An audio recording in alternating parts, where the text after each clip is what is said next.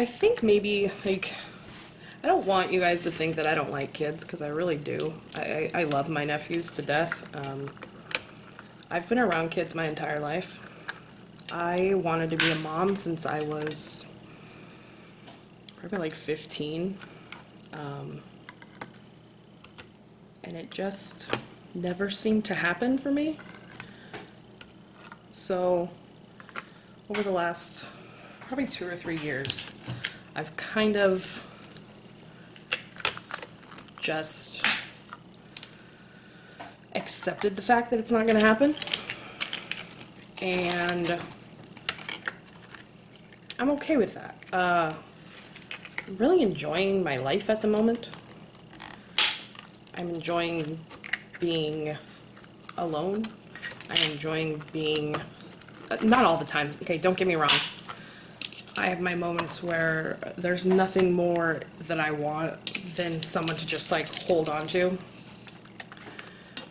But I'm kind of enjoying learning to be an adult. I know I've talked about this before, but I went straight from my parents' house to my husband's house, and I kind of feel like I never fully grew up. I always had, someone to fall back on. I had never lived in an apartment. I had never paid rent. My husband and I paid rent for a few months before we bought our house, but we bought our house after only being together for 6 months. So,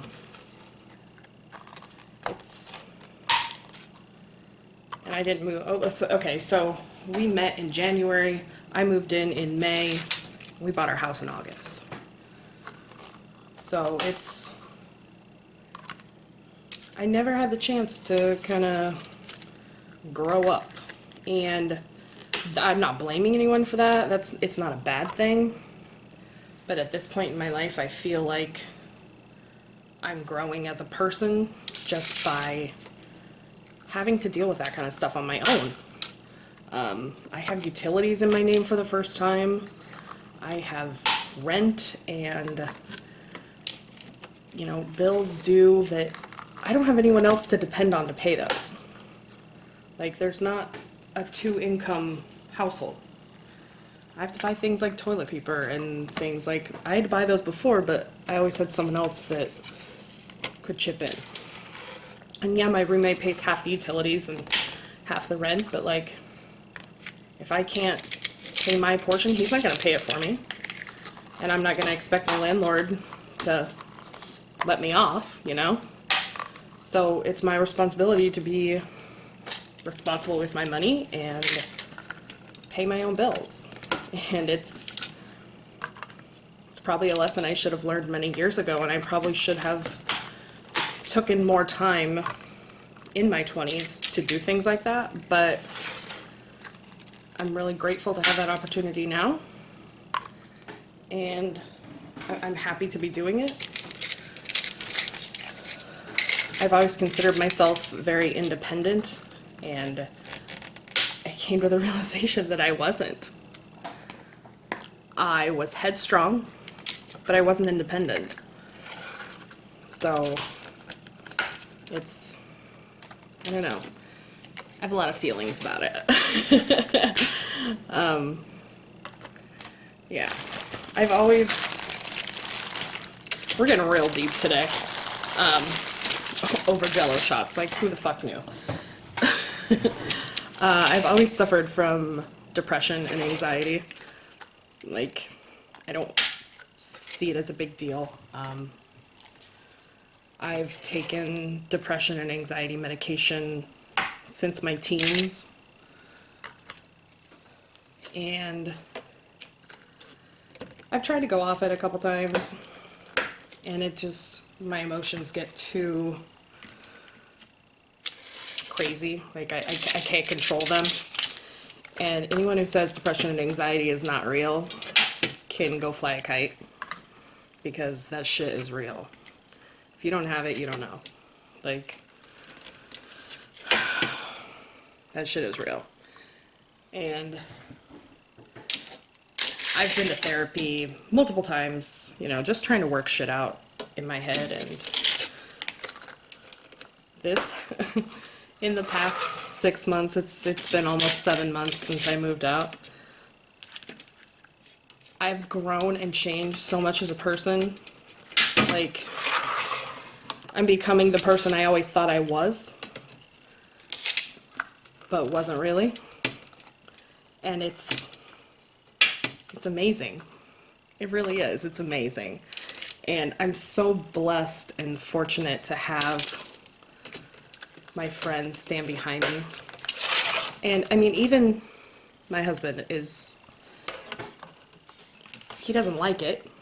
He doesn't like that we don't live together right now. He doesn't like that we may not stay together. But he's being supportive because he knows that this is what I need. And he has things that he needs to work on, and he's working on those on his own. And, you know, if we come back together as a couple, then we come back together as a couple. And if we don't, we don't. It's life. Life is too short to live unhappily and in something that you're not completely okay with. And I hope that if any of you are in a situation like that, that you'll really think about it and, you know, think to yourself if it's the healthiest thing for you. And if it's not, then really think about your options and what you might be able to do to either make it work for you or make something else work. Now, I'm not telling you all to go out and leave your significant other. That's not what I'm doing. I'm telling you to think about your life. Think about if you're happy. And if you're not happy, why are you not happy? And if you're with someone and you're not happy, sit down and talk to them.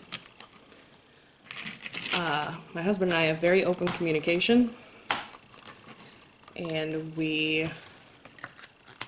I talk things out until I'm blue in the face. Like, I probably talk too much about things, but that's how I deal with stuff. Like, it's just how I deal with it. It's how I get it out and how I function.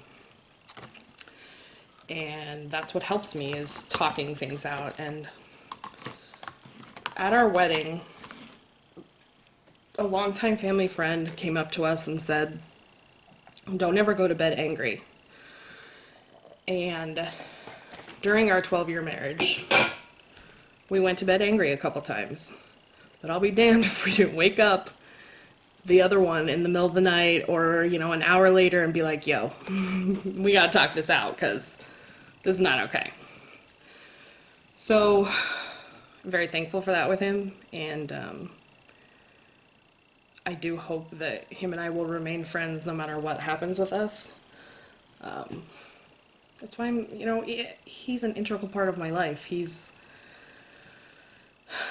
My nephews know no one else.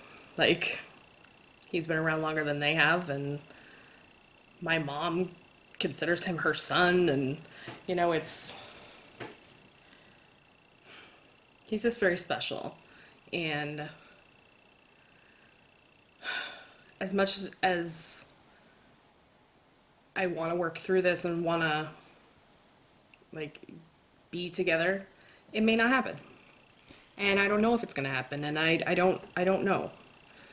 So, alright, so we just got super, like, emotional over some Jello shots, but it's been something that I've been wanting to talk about, and so hopefully it wasn't too rambly.